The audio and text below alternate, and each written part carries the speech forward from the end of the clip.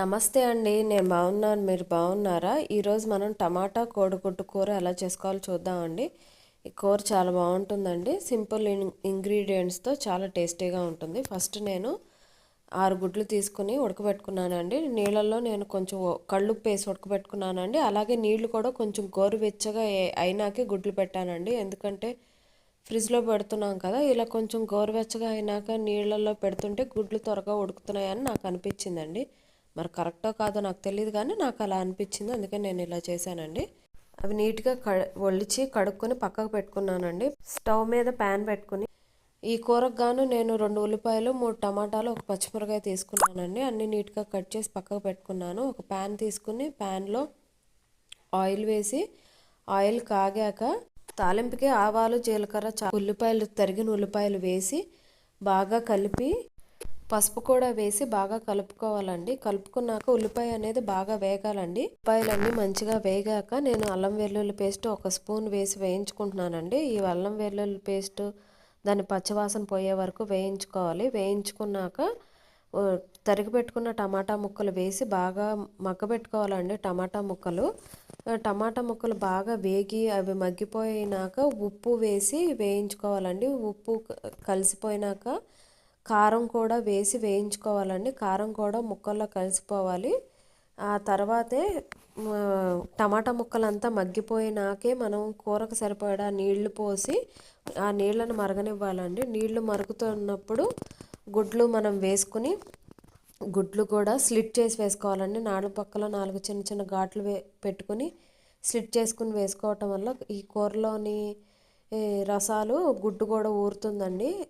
ఉప్పు కారం అంతా గుడ్డు కూడా పట్టి గుడ్డు కూడా రుచిగా ఉంటుందండి. స్లిట్ చేసి వేసుకున్నాక బాగా మరిగి ఎసరంతా అయిపోయేదాకా కూరని మగ్గబెట్టుకుంటానే ఉండాలండి. కూరలో నీరు ఉండటం వల్ల ఒకవేళ మనం సాయంత్రానికి కూడా కూర ఉంటే కనుక నీరుగా అయిపోయి కూర రుచిగా ఉండదండి.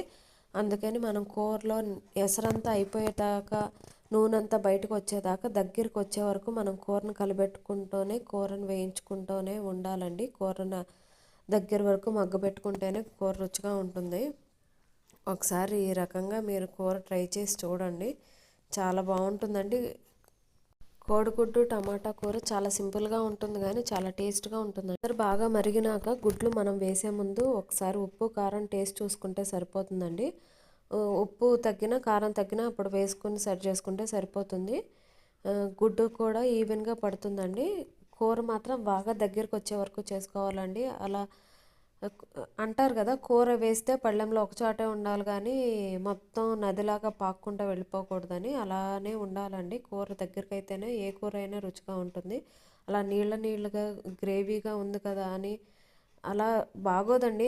అప్పటికప్పుడు వేడిగా తినడానికి బాగానే ఉంటుంది, కానీ కొంచెం ఆరినాక తినడానికి చూడడానికి బాగోదు, తినడానికి అంత రుచిగా అనిపించదండి. చప్పబడిపోతుంది అట్లా మరీ నీళ్ళగా ఉంటే కనుక.